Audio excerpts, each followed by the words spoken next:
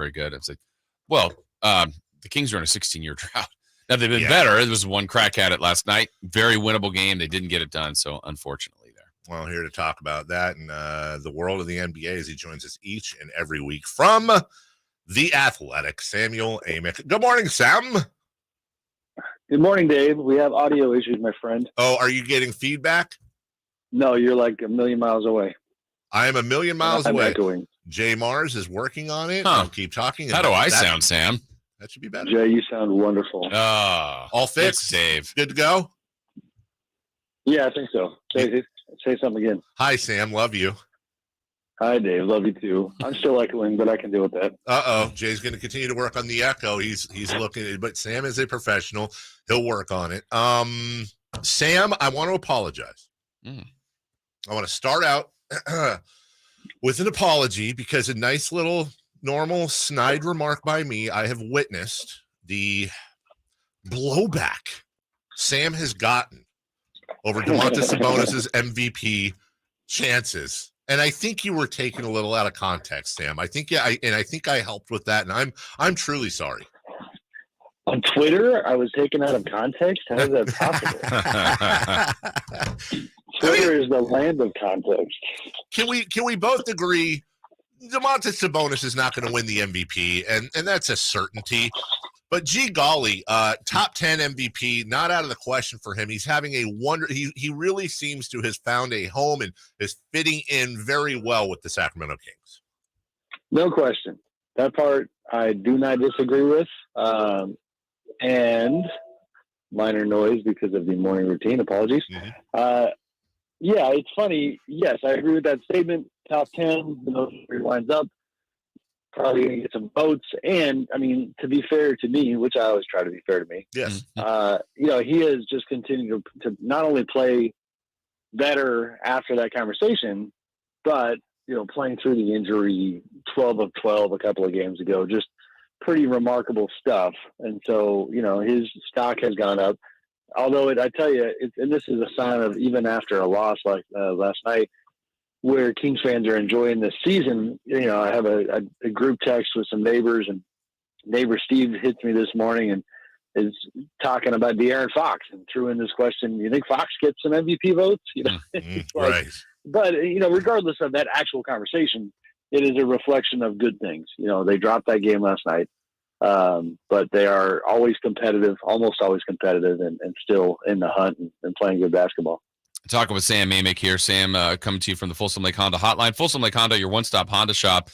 Kind of on that same line, Sam, about Fox and Sabonis. Kings are really pushing hard to have both guys make it to the All-Star game. Both have played like it. They look like they're All-Stars. But when you start doing the numbers and counting the people are going to be left out. What are the chances, in your opinion, that the Kings do, in fact, get either Fox, Sabonis, or both in the All-Star game?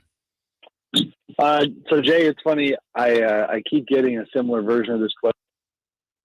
Fair one. It also is compelling me to realize I need to sit down and do the math in terms of the musical chairs game that is the All-Star game and see what my opinion is of the answer, because I don't know. I mean, right now, I think based on the last month, in terms of just the basketball analysis, Sabonis, should be getting more votes. Although the last couple of games, De'Aaron, Mr. Fourth Quarter Fox, has been cutting that gap.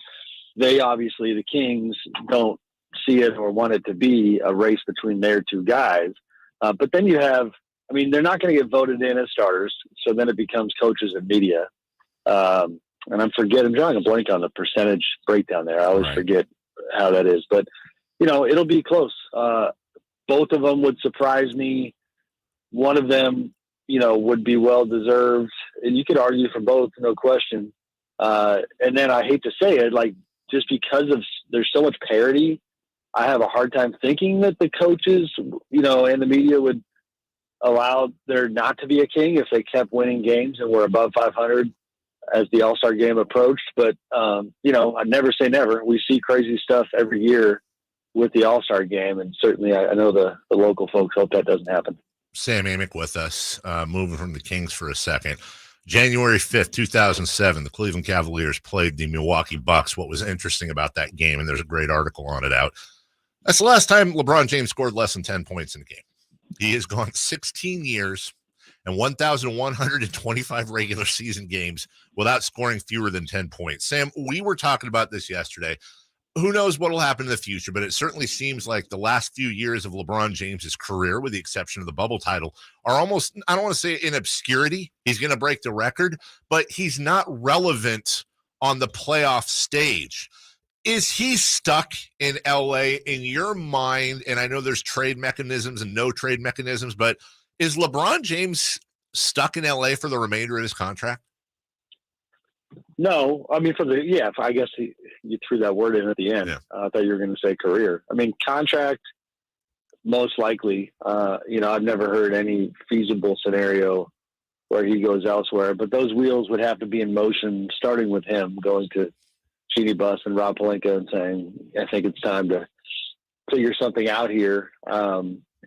You have another year on his deal after this one. He chose, before he had an option, he chose to do that extension, lined it up with his son, Bronny. And, we're kind of waiting to see how that whole subplot unfolds.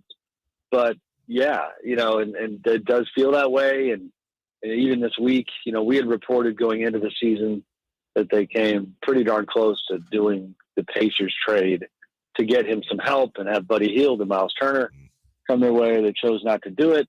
And now, as my buddy and colleague Howard Beck of Sports Illustrated said on his podcast this week, he was hearing rumblings that there's now a bit of an edict for them to not trade those first round picks, the two of them in 27 and 29, that would get him help. And that it's kind of a sense of let's wait for the summer and see if a star player shakes loose that we have the assets to try to land. So it is a bit of purgatory. And then in the interim, I mean, if there was any question about him shutting it down and not playing hard, A, he's not doing that. I don't think he would do that. And then B, he's got this massive incentive of chasing Kareem's all-time scoring record.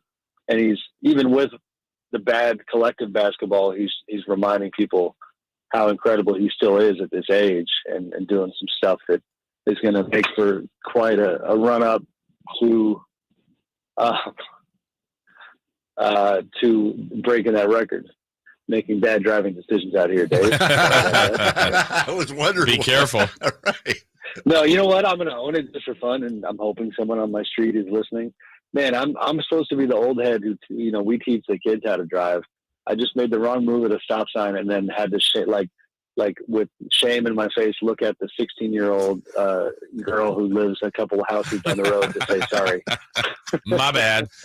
Yeah, exactly. Sam, I don't know how you guys. I don't know how close you are to this situation specifically in Phoenix, but they're okay. 500. I know there's some or right around 500. Some reasons maybe with Paul being injured earlier, Booker being out, but just from everything they've had in their offseason, it just felt like before everything Monty Williams did, it just couldn't go wrong. Now it's Ayton returns, maybe not as happy. We don't know what's going on with Jay Crowder. What's your read on what's going on with this seemingly really talented team that's just kind of floundering right now? Yeah, I mean, I have a really good sense of the overall arc of the story for them, but I haven't been diving into their film lately, other than the obvious that you already mentioned of Booker being out.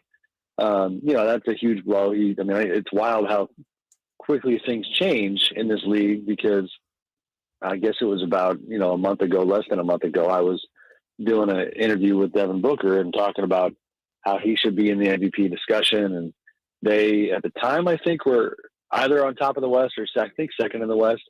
And it's been pretty bad since then. And he's obviously out for an extended period, and they've got the Jay Crowder situation where you had Cam Johnson was coming up and for all intents and purposes taking Jay's starting job, so Jay kind of mutually decides with the team that he doesn't want to be part of it, which is pretty unique considering how competitive and elite they've been the last couple of years. He's a guy that would have helped them, and then they still haven't traded him. Then, and I didn't dive into the whole report, but I found ESPN's report the other day interesting about how Robert Sarver, the exiled owner who's in the process of selling the team, has apparently still got some, kind of clandestine influence on trades, even though the league took the action that they took and suspended him for this year. So a lot going on. I don't know how much of it is the human component of like all of their drama finally catching up to them. I'd probably be more inclined to just say they're down their best player. I mean, Devin Booker is absolutely their best player at this point. And some other pieces kind of being in and out, and they just haven't handled it very well. I believe he has veto power. What is it, over any trade involving any player making over the league minimum? I think it's what I read. It's a hell of a suspension, isn't it? Yeah. You know what? I'm just, between that and the billions of dollars he's going to pocket, it just goes to show you that he's going to be punished, Sam, in the worst ways. Oh yeah. We should all be so lucky. Mm-hmm. Sam Amick, driving terribly, but still coming through for us. You can read him at The Athletic as well. Go to The Athletic. Do subscribe. They have all kinds of great deals for everybody but me throughout the year. Phenomenal writing and more. Sam, we appreciate you. Thank you. All right, guys. Be good.